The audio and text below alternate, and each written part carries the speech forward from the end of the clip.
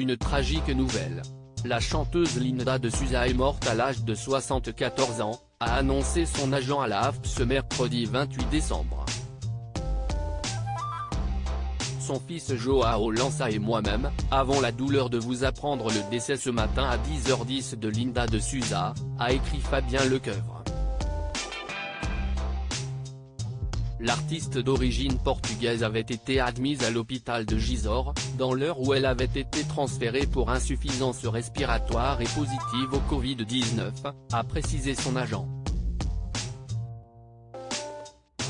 De son vrai nom Teolinda Joaquina de Souza Lança, Linda de Souza était arrivée en France en 1969, après avoir fui la dictature portugaise de Salazar.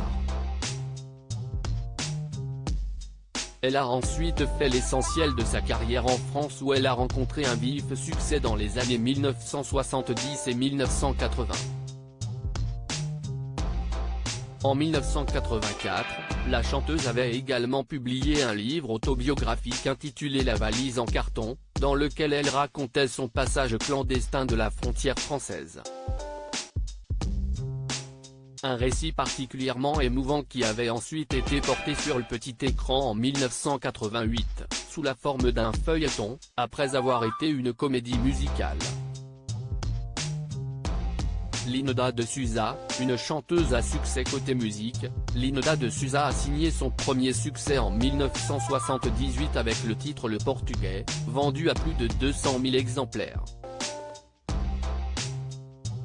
Elle a ensuite sorti de nombreux tubes, parmi lesquels Uma Moça Chorava, Un enfant peut faire chanter le monde, Chuvinha, ou encore Tiroli Tirola, vendu à plus de 500 000 exemplaires. L'artiste connaît ensuite un passage à vide dans les années 1990 et 2000, après avoir rompu son contrat avec sa maison de disques. Son 13e et dernier album, Simplement Vivre, est sorti en 1991. Les douloureuses confidences du fils de Linda de Souza. En octobre dernier, le fils de Linda de Souza, Joao, avait fait de terribles révélations sur l'état de santé de sa mère. Malgré des années de discorde, il avait évoqué lors d'un entretien accordé à France Dimanche leur retrouvaille, alors que la chanteuse était hospitalisée pour une grave pathologie pulmonaire. Ce fut un choc, un crève-cœur.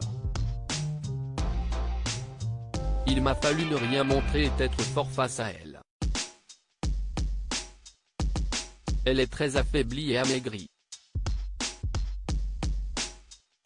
C'était une grande fumeuse, et son infection pulmonaire s'est aggravée d'autant qu'elle ne s'alimentait plus et se laissait dépérir, confiait Joao Lança, qui n'avait plus vu sa mère depuis 2014.